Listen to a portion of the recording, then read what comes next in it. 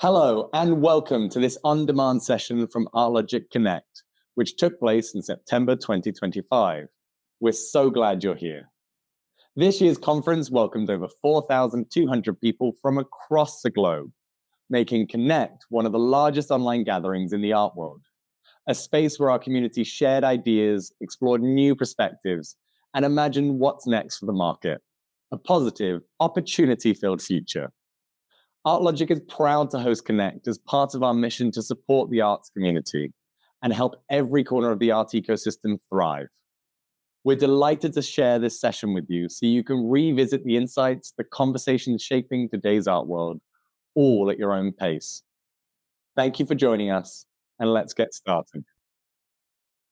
Well, first of all, thank you so much, John, for your introduction, and to Artlogic, it is a pleasure to be here. And so I'd like to talk about a conversation that's especially close to my heart. We live in a world where over 2/3 of humanity are active on social media, with around 60% of the world's population having access to smartphones. These tools are everywhere, yet they often work in opaque ways, subtly shaping what we see and how we are seen, even without our awareness. That raises an urgent question. How do technology and new media both shape the identities we inhabit, whilst also determining which bodies, desires, and sexualities are visible or celebrated? As contemporary art mirrors the zeitgeist, it becomes essential to ask critical questions about the role of technologies like AI in shaping the body, cultural consciousness, and public imagination. How can and how should contemporary art respond? So today we're joined by three fantastic minds whose perspectives will help us open up this conversation. So first of all, I'm delighted to introduce Alison Gass, founding director and chief curator of the ICA San Francisco, and a visionary leader who has reshaped the role of art institutions within communities. Alison has led major museums across the United States with a strong focus on inclusion, global thinking, and community impact. From her work as director of the Smart Museum of Art in Chicago to chief curator roles at Stanford's Cantor Art Center, assistant curator at SF MoMA, and founding chief curator of the Eli and Edith Broad Art Museum at the Michigan State University, she's championed bold, community-focused programming.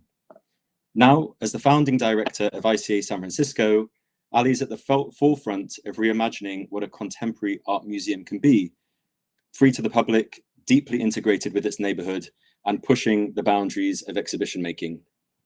Her current work involves moving ICA San Francisco into a new distinctive space downtown in partnership with the Vornado Reality Trust, creating a platform that challenges conventional modes of philanthropy, funding, collecting, and transparency. And I've invited Alison today because her leadership exemplifies how cultural institutions can evolve with purpose, and because her work at ICA San Francisco is a live case study in innovation, community engagement, and the future of what art spaces can be. Wow, thank you. Delighted to be here. So excited for this. Thank you. I'm pleased to also welcome Dr. Natasha Vita-Moore.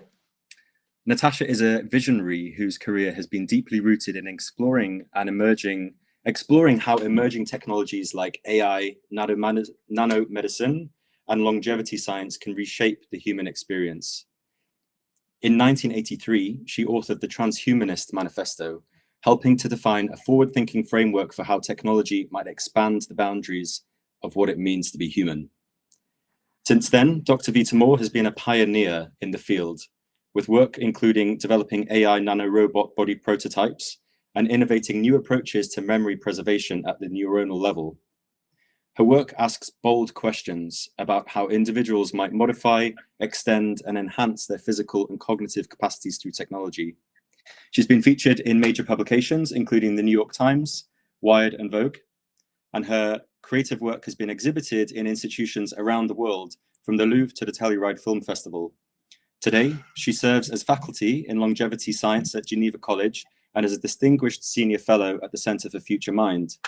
I've invited Dr. Vita-Moore because she brings decades of insight into how science, art, and philosophy intersect, and how the technologies we're building now are already transforming our understanding of identity, creativity, and what it means to be alive in the 21st century. Thank you, Adam. I'm pleased to be here. It's wonderful to have you. And finally, I'm excited to introduce Gretchen Andrew, an artist who hacks power structures with glitter, paint, code, and artificial intelligence. Trained in classical oil painting with Billy Childish, she merges traditional technique with technology, from search engine manipulation to robotics.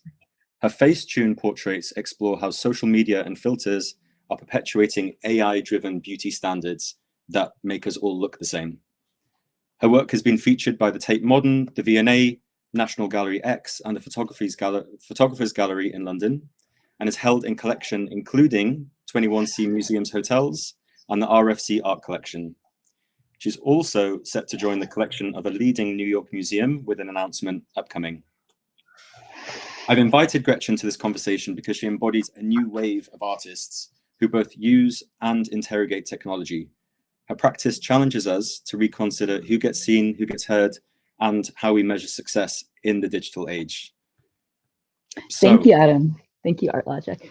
Thank you so much for joining us.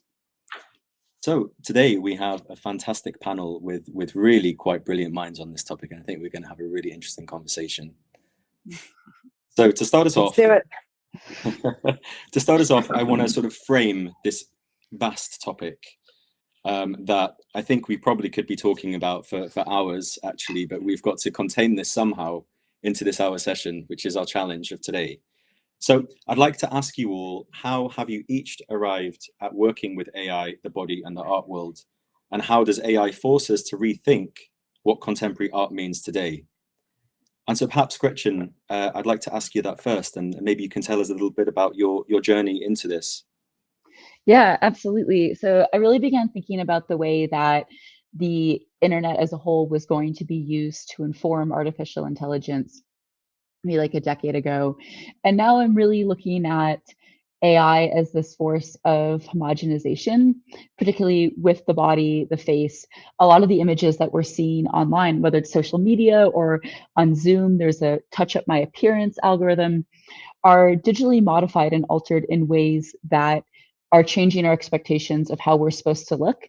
And really, my interest in AI was to bring elements of that conversation, which I will probably get into later, but homogenization, normalization, control, and not just think about AI as this explosion of creativity, but also to be thinking about it as something that is actually in a lot of ways making life more boring and trying to make that conversation both absurd and fun. That's fantastic. So it's the thing that one of many things I enjoy about your work is this critique that is embedded within your artistic practice on AI and new technologies. That's fascinating. Ali, I wonder if I can ask the same question to you. Yeah, sure. And I think it's helpful to just give a tiny bit of background on my journey, frankly, like into museum practice and curatorial practice. So I began just as a much more traditional art historian studying 19th century art history. And it was really about sort of an interest in sort of social conditions, right? It was my lens into the history of the world. And it was really an interest in the history of feminism, frankly, that brought me to art history and structures of ideal beauty and the beginnings of modernism that led me to art history. So I went to a PhD program, studied with kind of Linda Nochlin, the creator of feminist art history, and I got more and more into contemporary art, right? Because I was interested in the way artists help us navigate the most critical issues happening in the world around us. I became a curator because I was interested in working with artists and giving them a platform to help us understand the world around us. Fast forward to my career in San Francisco that you so beautifully described. I love that bio. Thank you. And we founded, with the help of a handful of really interesting entrepreneurs and venture capitalists who are great art collectors, the Institute of Contemporary Art, which is a really unusual institution. It's a startup museum, so to speak, which is a strange thing to think about, founded in the middle of the pandemic to think about what could be added to the arts ecosystem, both in San Francisco and hopefully to sort of be a model for the world about what could help navigate the contours of arts institutions, create opportunities for artists to kind of truly push in navigating the most critical issues in the world around us. We are in San Francisco, which of course means we are in the sort of heart of a place where much of this new technology is also being innovated and pursued. Many artists recently that I have been working with who are not working traditionally often in the space of technology, and some who really are coming to us and being like, I'm interested in pushing my practice, I'm interested in understanding new technologies, or I'm really concerned about this. And I think this is stuff we will talk about. We are finding that in engaging what I would call like bilateral conversations, like allowing artists and the humans who are creating new technologies to have these conversations is creating something interesting. So we'll leave some of that for what's happening later, but that's where I am. So I wanted to say the feminism history, the cultural history, and the space that I am in San Francisco is putting this all together in an intriguing way. Fantastic. Thanks, Ali. We'll definitely be unpacking that shortly. Yeah. Yes. Our next questions. What a fantastically rich journey into this topic. Thank you. Yeah. Thank you. Natasha. That caused me to pause and rethink this a little bit. My background is largely in the performative arts, filmmaking, videography, and visual arts. Influencers were Susan Sontag, of course, and Simone de Beauvoir. And looking at the era of electronic arts and how that ties into where we're headed, I became very interested in AI somewhere midpoint in my career and out of cybernetics. And I created the AI nano robot or nanotech body prosthetic as an alternative body to any type of fixed biological or gender-based body.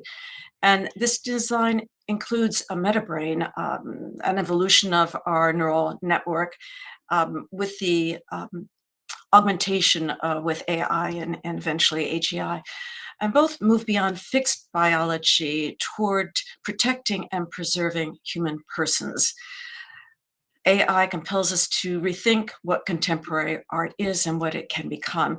And I see art, I'm in the arts as in anywhere, because I think life is art primarily, that AI is a tool and a potential partner, a beneficial partner, if we apply it in that way. And I'd like to explain to a broad non-tech art world audience that AI is actually what it is a tool and the system that learns from patterns and can be a beneficial assistant or not. It's not a drug to be relied on or a crutch to help us complete our work, but a tool to assist us within that work. So I think that that's where I draw some creative boundaries with AI.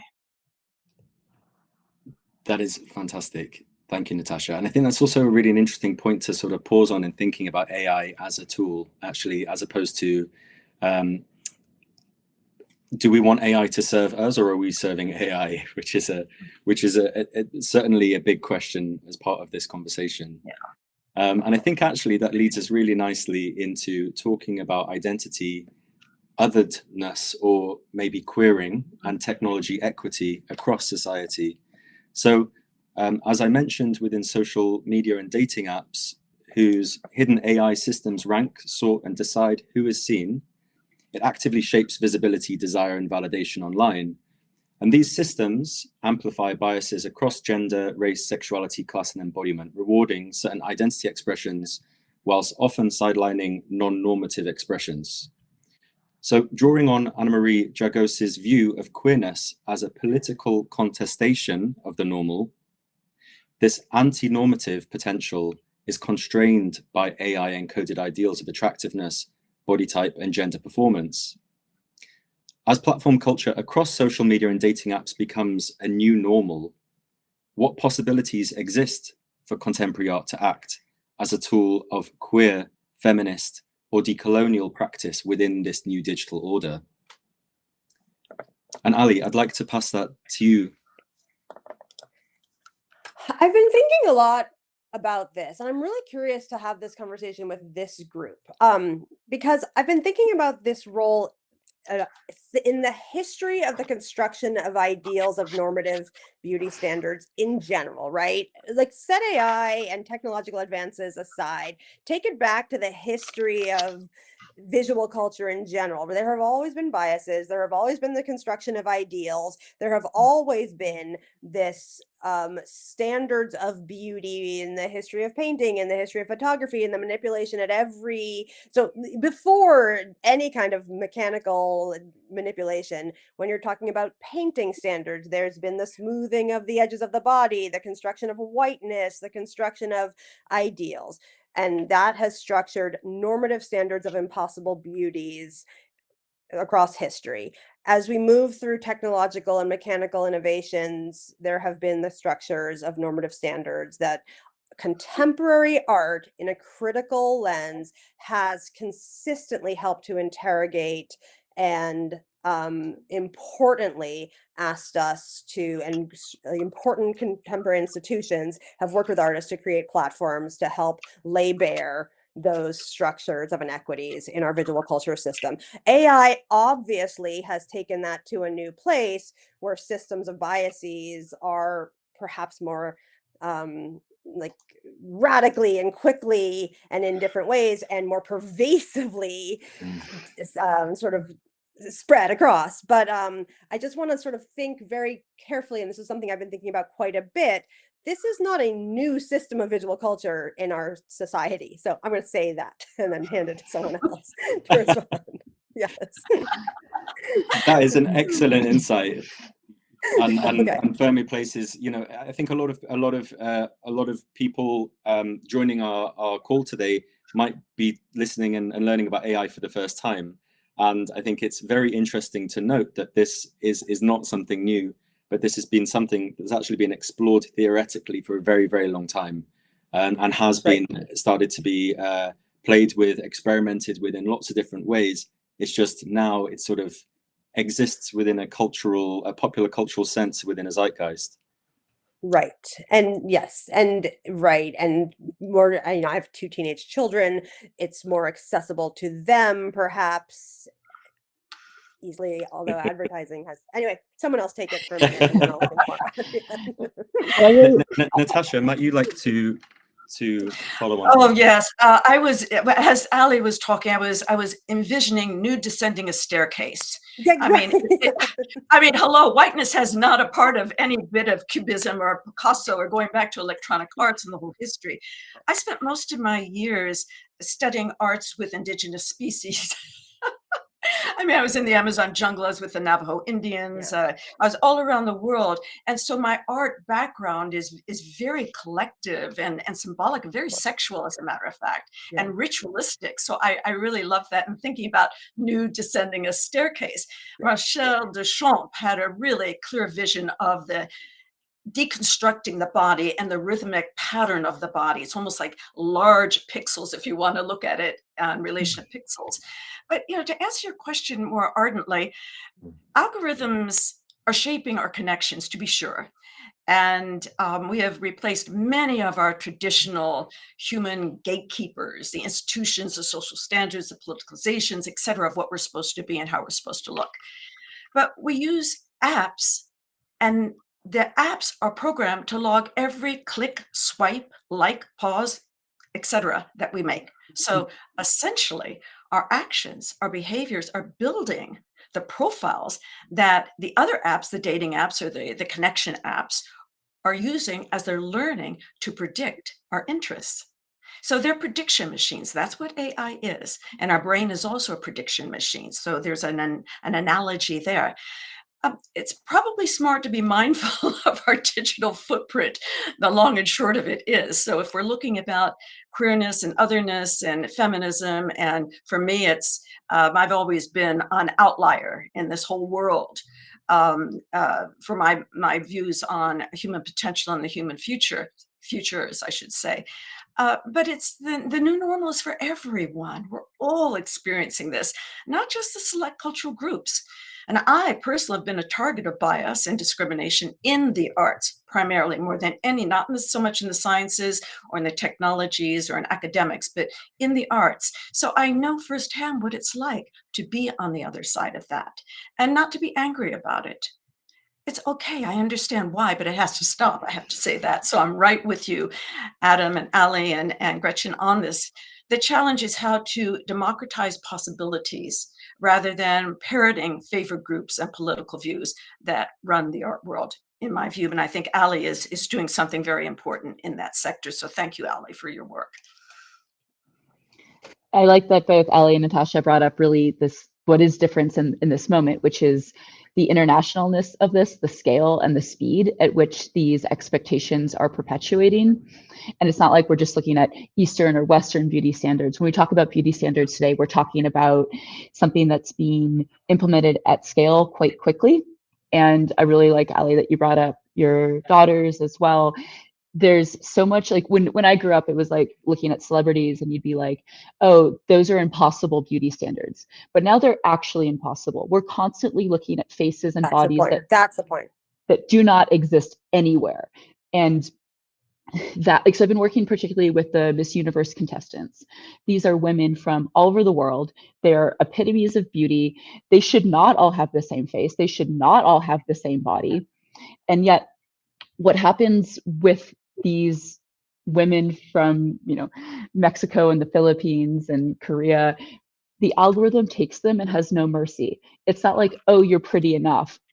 There's literally no end to it. These filters and Facetune algorithms will continue to act on the face and body until it can no longer recognize the face as a face. That's the only time it stops. And there's almost this like uncanny valley in reverse where, you know, the uncanny valley is like when robots start to look too creepily like people. But now we are actually changing our faces and our bodies to fit this expectation of what the camera, and particularly the cell phone camera, expects us to look like. And from a flat, still front angle, which is how we get the difference with like the lips here, like the lips on the side. We're constructing and going to plastic surgeons literally with these apps saying, make me look like this. And within that, what I see is not just a desire to be beautiful, but a desire to be like everybody else and to devalue uniqueness and to be afraid of anything that does stand out algorithmically, because to all of your points, it's not going to be rewarded on the platforms. I think that's also an interesting point about talking about what is rewarded and how reward even works, because there's a conversation within this about is there a hidden agenda that exists behind the opaque mechanisms of these systems? Because of course, a lot of these systems are for profit mechanisms that essentially aggregate data to sell for marketing reasons. And so it's quite interesting starting to consider that potentially there is actually a agenda behind people looking a certain way. Perhaps you can sell certain people more things to look that way, which would actually be a benefit. But it's interesting in terms of this resistance, or how do we start to create a kind of cultural resistance against what is happening in this sort of mass culture that's coming out of AI mediated environments? I think actually that leads us really nicely into talking about this, actually what aesthetic is arising out of these new worlds, which actually, Natasha, you've been arguing are not new at all. And so I want to ask, within this, as AI is increasingly constructing the bodies and images through face filters, avatars, deepfakes, and synthetic voices, how are artists engaging with or resisting these representations? And within that, what would an aesthetic of AI resistance look like in the art world and within contemporary art practices that quite eloquently start to reflect our technological presence? First, I want to be very clear. I think beauty is in the eye of the beholder. And I think we can easily see when someone's been manipulated through the filters. I mean, it's like a no-brainer. And when people use it all too often, it lessens the credibility, in my view. And so I'm not in that area. I'm not interested in that area. I've been a model before, and I don't dislike models. I've been in beauty contests before. I don't dislike that. That's fine. I don't want to judge it or criticize it. I don't think that's proper. Why? Then we can just criticize queers or feminists. I just don't think that's the right angle to approach here.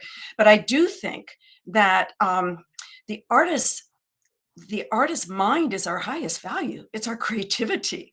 And we ought to be maybe, if we're going to fight battles, let's fight bigger battles. AI is a tool to help implement. Those who are using it to fudge their work or fudge how they look or to pretend they look like someone that they want to look like, it's a slippery slope. And I don't pay too much attention to it because it just turns me off physically. But I realize that the beauty of art and aesthetics is in the impulse. I love that spark, that creative spark, that creative people, whatever their artistic background is, and it's art. The art world is so diverse. But I remember a few decades ago, and I think this is kind of important. I lived in Los Angeles for many years, and I was in the entertainment industry. I worked out of Easy TV, which you all know about, a very well-known museum in LA. Worked on many different projects there, and I had a TV show in Los Angeles on the future, which this topic was discussed on my show in the 1980s. Now, I want to say that what I noticed going on then, and I'll be very quick with this, is that many of my colleagues, the writers, the filmmakers, the actors, not so much the actors, but the animators, the artists, the visual artists working in the industry of animation or film, etc., were very worried about Silicon Valley. And the fear was that Silicon Valley would take their jobs because they were just supposed to be the programmers, not the artists were supposed to be in Hollywood. And there was this very epitomized boundary of I'm here, this, and you're that. Oh, I think that is not what art is all about. But why do artists feel they need to be second class? I mean, AI is a tool, and the artist is the creator. So I think that the cultural institutions should prioritize artist engineering with transformative technologies, of course. And I just think if we get caught in an area of criticizing and judging, I just can't participate in that. I'm sorry. So I don't have too much to say here because I want to see in the vision of creative and problem solving and solution finding and how we can use the creative ingenuity. I totally agree. Oh, go ahead, Adam. Please, Ali, please keep going. No, I was going to say, I absolutely agree. And I think it's about allowing for critical investigation, right? Allowing for artists to be, to have access to really understanding what the tool can be, but also allowing for, when I say critical, I don't mean like, I am good, you are bad, but rather to sort of coming in and being able to say, okay, artists have across history been able to sort of help the broadest possible audiences better understand what is happening. And for good or for bad, there's understandably a great deal of skepticism, right? And I have really enjoyed, and my best understanding of what's happening in the next iteration of AI or AGI or whatever we're going to call it, has come actually from like actually speaking to the human beings like at OpenAI or Anthropic or Google DeepMind. And that is like what I actually think is our best possibility for artists to be able to do. And I might be getting to your next question like ahead, Adam. But, no, I think you nailed it, Ali. You said it's critiquing. That's what we do. I was brought up critiquing. Criticizing is what we yearn for. We need to be critiqued. And I think that's not judging in a mean way. It's giving feedback to help steer us. And you're absolutely right on that point. Thoughtful analysis that helps people understand when we say it's a tool, what does that mean? And you said something that I think is really interesting, Natasha. You're like, I think we can tell when something's face-tuned or it isn't. Now, you can, and I don't I think we can, but I'm going to tell you something. Like, I think what's interesting is like, and I'm going to go back to my poor children who thankfully are not watching this, but like a young generation that is being raised in a world where they are like seeing social media all the time. I worry a little bit that they can't. And I know that like people who are creating AI are like also worried that they can't. So one of the things that I think artists can do really well, and Gretchen, I think some of your work does do this and other artists do this, are helping, again, not critical, not saying like this is horrible and awful and we should throw it away, but helping audiences who are growing up in a generation, in a world where this is going to be the reality around us. So we got to like learn to live with it and understand it. Like, how do we learn to live in a world where this is a tool that is just here, right? So how do we think thoughtfully? I'm going to say thoughtfully, not critically. How do we think thoughtfully about a world in which, like, you're going to confront an image and it may or may not be real? It may or may not be like what I would find in my passing on the street of looking at someone. And what do I think about that? So how do I think about myself in relationship to the world? And I think artists can help us like examine that tool. And then what does that mean for creative practice and originality and helping us like understand what's possible, like in terms of like examining the conditions of the world. And so like artists can help us like think about that tool critically and what that means and how to like the next generation of humans navigate the visual world. I think that's really, really, really important because we got to figure out like this new reality, and artists can do that. That's what I think. Yeah, Not I think bad. like, well, I think it's all about the like internet, or I think of it as internet literacy, but it's technology literacy more broadly. And I think you're right. I don't think people can tell the difference between these images being slightly manipulated or not. And I do think that anything, like my work is very passionate about making the invisible visible.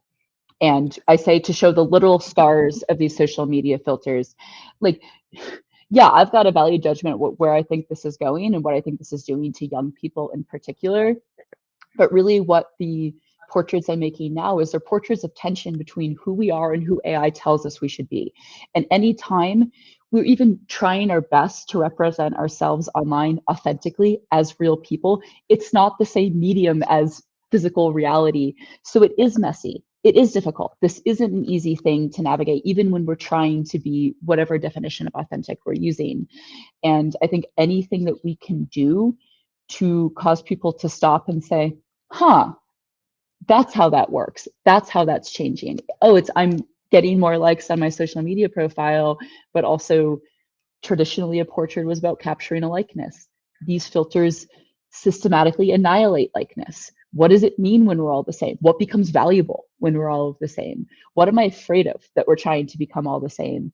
And then, yeah, if like we can still live in that world and use it for fun, great. But I just think there's a lot more dark energy here. And I don't think, Adam, to your previous point, this is really about somebody being like, oh, we are going to ruin young people's minds.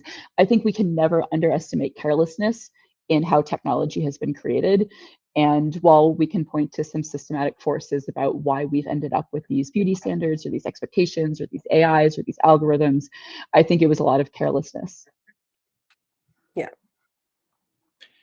Wow, Which doesn't mean there's not like really important good uses, but there is some like extraordinary danger. I think we should have some young person here that can tell us if they can tell or not. Most of my students at university were fairly young, and I did work with some high school students too who came in, and boy, they were sharp. They could pick out things right and left. But I think that Gretchen has a certain segment of society would be illiterate to it, to be sure, or unaware, or easily influenced, or so insecure, or lacking introspection. But I think we I also don't think just because we know it's fake doesn't mean it's changing our expectations. Even if we're looking at images that we can identify as being modified, it doesn't mean that it's not changing our expectations. I suppose as well. I'm just going to pause a second here and actually ask the question: what's wrong with the fake? Perhaps I'll pass that back to you, Gretchen. What is actually wrong with the fake? I think the primary thing that's wrong with the fake is the homogenization. It gives everybody the same face, the same body, and that standard does come from somewhere and is easier and more natural for some people to attain than others. And so the amount of contortion that needs to exist for some bodies and some people to fit that ideal is, I think, extreme. It's fascinating. I think what we're describing here is almost an intuition about how to art or contemporary art being a tool for the intuition of AI, essentially, to give wider audiences an understanding of its effect on wider society. And I think that is fascinating and such a powerful force. And actually that leads us really nicely into asking what role museums, galleries, and artists should play in responding to AI. Should they resist it? Should they embrace it? Should they critique it? or help audiences navigate its ethical and political stakes, such as labor, surveillance, ownership, and data?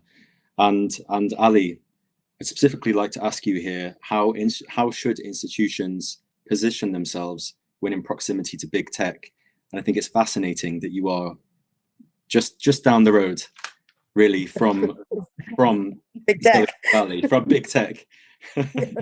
So, you know, should institutions collaborate, critique, or both? I mean, I've had a lot of thinking about this, and you know, in the like sort of mission statement of ICA San Francisco, which is a young, as I explained, institution, we have sort of consistently said we are about allowing artists the opportunity to explore the most significant social, political, and cultural conditions happening in the world around us. I think it would be absurd not to consider AI and big tech one of the most significant social, political, and cultural conditions happening in the world around us. Obviously, because we are sitting in San Francisco, but in the world around us globally, that is what is happening. Just simply the conversation about visual culture and standards of normativity that is existing in just in this conversation, but there are many other situations, obviously, just in the world of like artists' reality in terms of authorship and ownership and copyright, in terms of issues of surveillance and labor that have nothing to do specifically with artists. So yes, the answer is the way we have begun to think about this very explicitly, and you'll see more of this coming out of ICA in the coming year or years, is that we feel really strong, or I'm just speak for me. I feel really strongly, yeah, that it is a really extraordinary opportunity for us to allow artists and be artist centric, but allow artists an opportunity to have access to the human beings who are thinking about and creating what's happening in technology, and allowing artists both the access to technology as a tool, but also allowing them to like understand and then create work that will help audiences think about and understand more broadly like the impact of technology on, yes, creative practice and how it can be a tool, but also like creativity in general and human experience. So I think we will be doing projects with artists who are interested in like going into potentially even like labs or having conversations with these labs and the people who are creating technology. And then ICA is very specifically like focused on allowing artists to make new work. So we do a lot of commissioning projects. So seeing what is work that comes out of this, but also like because we are able then to create conversations, is it possible that artists can, I've seen this from my university art museum days, like when you create interdisciplinary moments and opportunities, will artists be able to sort of say like, hey, researcher, hey, like this is something I'm thinking about, like have you thought about this? Because I think it's really easy to be like big tech, but there's not like a monolithic big tech thing. These are actual people who are like, in my experience, like often really really quite smart and frankly like grappling with a lot of the concerns we are voicing here, right? And of course it's a corporation and there's money and concerns and regulations and all this stuff behind it, but hopefully there's some kind of interdisciplinary dialogue that comes. And at the end of the day, I do think at every turn of innovation, artists have often been the ones that help kind of guide and show us like what the future can be. So ICA is very uniquely positioned, both in terms of like the fact that we move pretty quickly. We don't have a collection, so we do commission things. We can kind of move not at the speed of big tech, but at a fast speed, a faster speed than other, and see if like we can kind of create some platform for that.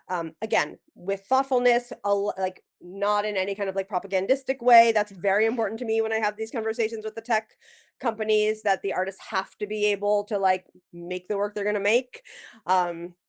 So we'll, you know, we're an experimental institution. Let's see what happens. I suppose I'm curious for Gretchen to respond to this now in terms of talking about how artists respond to this AI resistance or embracing, and particularly now in conversation with, what would it look like to work with a big tech company? I think that the luckily people like Ali navigate that on the front line for us artists quite a lot. But I think anytime you're trying to create a conversation with someone who's willing to make it more complex, then you're in a good position.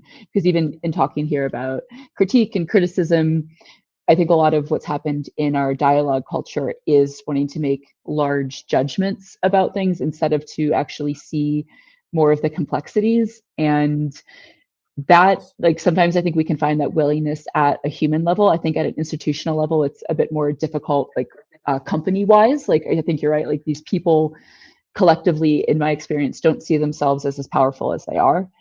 They see themselves sort of as functionaries within large tech systems. And I think that there's some truth to that. But as an artist, we're always sort of the responsibility is a little bit more concrete. And I think one of those responsibilities is also to, if as an artist you want to be engaging culturally, which I know for me is very important. It's not important to everyone, but for me that's extremely important. I have to make work and present it in a way that's worthy of people's attention. Like, we're competing with these tech industries as well. Like, I'm on Instagram trying to tell this story with everyone else on Instagram who's trying to tell a story. And so I do see tech companies and these algorithms as well as actual competitors that I can learn from about how to storytell, how to get people's attention, how to bring power to an issue. And that's just like I think a reality of wanting to work culturally. I think that's a really interesting point, actually. Using the infrastructure whilst also somewhat creating a bit of friction against it is a really interesting mechanism. And I think it's also fascinating thinking about, how visual culture and how contemporary art is circulated today on social media, and particularly when you're making work that is directly sort of pushing against that. It's sort of fascinating. Natasha, I wonder what do you think about this topic particularly? I was thinking about storytelling, and I think Ali and Gretchen touched on that. And I think one of the most magnificent roles of the creator, the artist, in whatever field, is to tell stories, and to critique and to share and probe and push and ignite all these. That's why we love the arts. We go there to escape and to explore and to experience and to learn. And oftentimes it gets politicized. Okay, so that thing happens, or culturalized or socialized, whatever, into certain silos of opinions like postmodernist rhetoric, etc. And you have to get beyond that to see what drives the cyborg or the transhuman, what drives the postmodernist culture that's so predominant in philosophy and cultural studies, and why.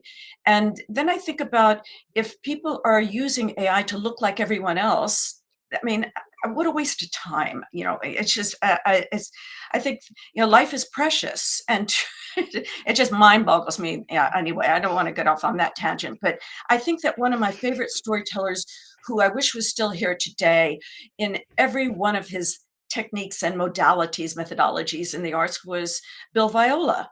And his stories, museum quality stories, were just large panoramic videos of biblical stories, and or face portraits of people just moving ever so slowly, almost like a whisper. And Bill Viola had that ability to touch, and that's what I'd like to see artists using or utilizing AI to be in the arts. To do the art, the stories, the visuals, the movement, the installations, the interactions, the immersions. That's the future of, in my view, where the cultural institutions might consider prioritizing the and Ali mentioned this, the future. I'm a futurist, and I'm always thinking about where's it going, what's going to happen, and how can we become better people, better humans. What do we get bogged down with climate change and all this other stuff that's nipping at our heels, or do we just say, it's a lot of hyperbole there, some facts, some fiction, let's get on it, let's figure out what we need to solve. And so I think the art has a tremendous responsibility and opportunity within institutions to rather than follow established markets of what works or what worked in the past, to look at creating peripheral novelties. And the area that I'm in human enhancement longevity, it's never been prime in the arts. In fact, I've been kicked to the curb so many times that I just don't even do it anymore within the arts. I do it in the sciences. But I see a missed opportunity, rather than trying to look like everyone else with big lips or whatever. Maybe think about, why are we dying? How much time do we have? What is time in the arts? How can we elongate time? Will we ever be able, through some development in physics, be able to look at time in that way as we're using technology? So there's bigger questions that I think are extremely important, that do tie in some of your main concerns and your questions, Adam, about some of the aesthetics of embracing or resistance, or futures of AI optimization, or the queerness or the feminists and these approaches. Those are all necessary, but they often distract us from that. Again, using Bill Viola and his sensibility to get a message and a story across.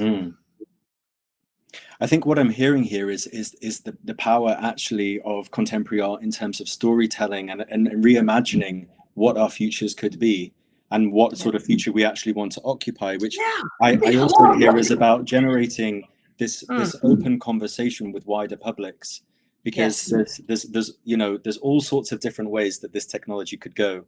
And it's open to broader public to respond and to sort of lean in and engage in wider conversations, that I think that contemporary art practice has this fantastic ability to engage new audiences with. So I'm just looking at the time, and I'm very aware that I'm sure we need a little moment for some questions, but I would like to just go around everyone for a last time and ask, in 5, 10, or 20 years, what do you see as the most urgent role for art in the age of AI? And so perhaps, Gretchen, I'd like to hand that to you. And I just have to point out, we need to wrap this up shortly. I think it's to be having conversations worth having, and making them worth listening to, and living differently as a result of. Yeah, absolutely. That's very optimistic, and I like that.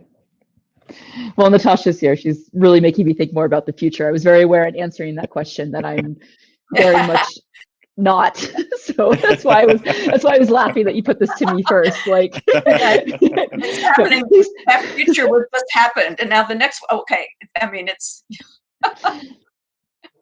I feel like, Natasha, we've already got a sense of your response to that question. Oh, expanding perception, human perception, our perceptions in a nutshell. But Ali, please go ahead. Yeah, I mean, I think you guys are answering it perfectly. For me, it's just so much about like artists creating like deeper understandings of the possibility and awareness. I mean, I think we don't know where it's going, but we need to turn to artists to help us understand. Fantastic.